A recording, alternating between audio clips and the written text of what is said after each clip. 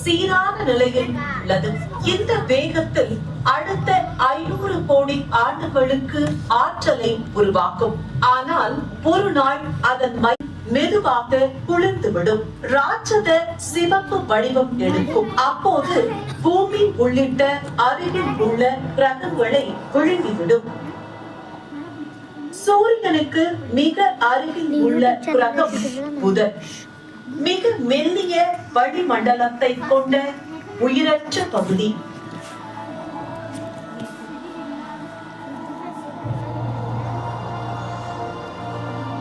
ஆயிரக்கணக்கான சிறு கோள்கள் மற்றும் வான்வீல்கள் மூடுவதால் அதன் மேற்பரப்பு நிறைந்துள்ளது.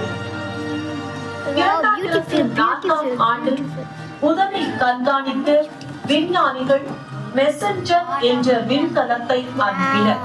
இந்த வாகனம் புதனின் மேற்பரப்பின் மதிப்புமிக்க விவரங்கள் மற்றும் தெளிவான படங்களையும் எங்களுக்கு வழங்கியுள்ளது. வீனஸ் பூமியின் அழகை போலவே உள்ளது. ஆனால் அதன் வளிமண்டலம் கிரீன் ஹவுஸ் வாயுக்கள் மற்றும் கந்தக அமிலத்தால் நிரம்பியிருக்கிறது. இதன் காரணமாக அதன் மேற்பரப்பின் வெப்பநிலை 400 டிகிரி செல்சியஸ் வரை உயர்கின்றது. வீனஸில் மிகப்பெரிய புவியியல் செயல்முறைகள் உள்ளன. அதிகப்படியான சூரியனில் இருந்து மூன்றாவதாக பூமி தண்ணீர் மற்றும் ஆக்சிஜன் நிறைந்த வளிமண்டலத்தை கொண்டுள்ளது.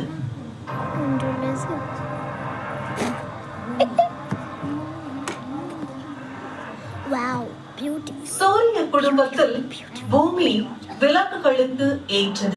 நமது உள்ளார்ந்த செயற்கைக்கோள்.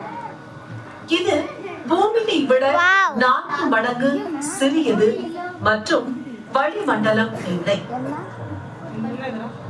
பரப்பும் குழிகள் எடுத்து வைத்த ஒரு 4வது கிரகம் செவ்வாய். பூமிக்கு மிக அருகில் செவ்வாய் தாக்கிகள் உள்ளன. நீண்ட காலத்திய வாகனங்கள் மூலம் மிக பெரியது ஆனது. சனி. இது சனியின் துணைக்கோள். அடுத்த கிரகம் யுரேனஸ். இது பெரிய வளையங்களை கொண்டுள்ள கோள் நெப்டியூன் ஆகும். இது யுரேனஸ் கிரகம் போல் தெரிந்த கிரகங்கள் அமைந்துள்ளன. அவற்றின் நூற்றுக்கணக்கான மற்றும்